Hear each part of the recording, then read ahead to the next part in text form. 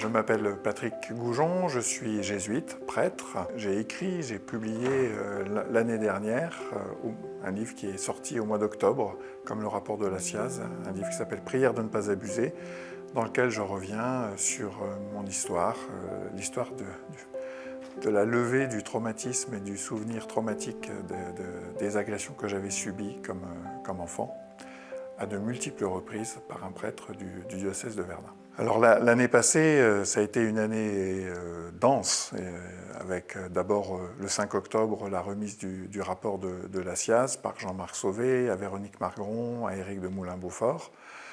Il y a eu c'est-à-dire qui était pour moi comme victime, l'impression, le sentiment, la libération d'avoir été enfin entendu par l'institution ecclésiale. Ça, c'était, je veux dire, la première étape en réalité.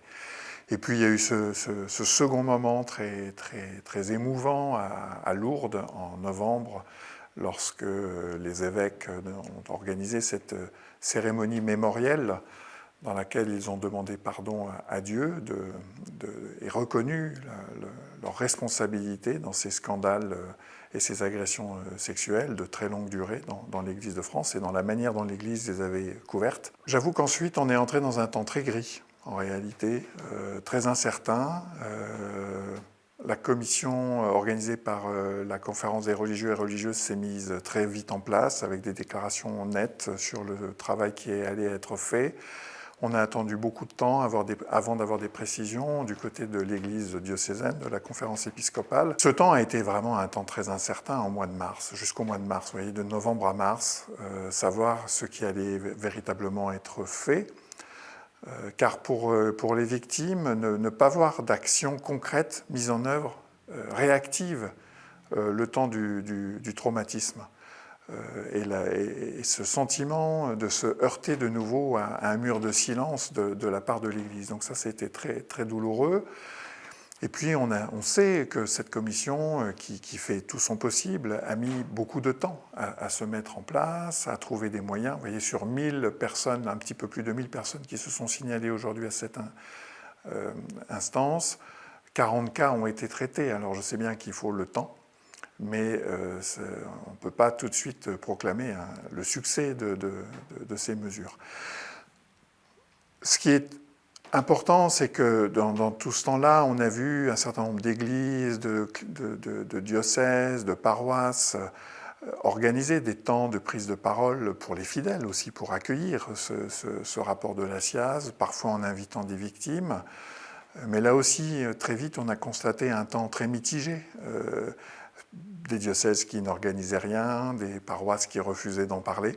Donc voilà, mais je crois que, je suis dans le regret de le dire, mais c'est absolument normal que le temps de réaction soit un temps mêlé avec des résistances aussi. Des membres de l'Académie catholique de France se sont exprimés de manière sans doute très brutale pour les victimes sur leur rejet d'un certain nombre de conclusions de ce rapport. Si la discussion est légitime, il y a eu parfois un ton, une manière de s'adresser qui, je pense, témoignait d'une certaine incapacité, en réalité, à entendre la souffrance des victimes, la gravité des crimes, la gravité de la responsabilité ecclésiale.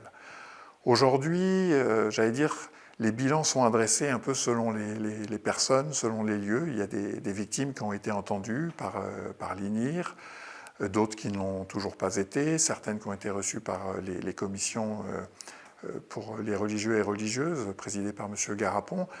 Donc, j'allais dire, on ne peut pas parler globalement, et c'est ça, je crois, qui est essentiel à entendre aujourd'hui encore, c'est que chaque victime est à entendre personnellement. Et il y a toutes les mesures globales qui doivent être prises, qui ont été prises, mais tout relèvera aussi d'un travail de rencontre.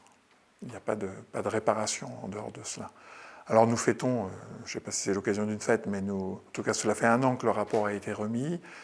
Pour moi, ce qui est certain, c'est que ce qui a été mis en route doit être approfondi et nous entrons en fait dans une période risquée, c'est-à-dire le risque majeur, et moi je l'ai entendu, c'est qu'on dise aux victimes, écoutez, il y a des commissions ont été mises en place, des décisions ont été prises par les évêques, qu'est-ce que vous attendez encore? C'est-à-dire que ce qui n'est pas compris, c'est que une fois les décisions prises, il y a leur très lente mise en œuvre et parfois quand même des résistances qui sont très, très douloureuses.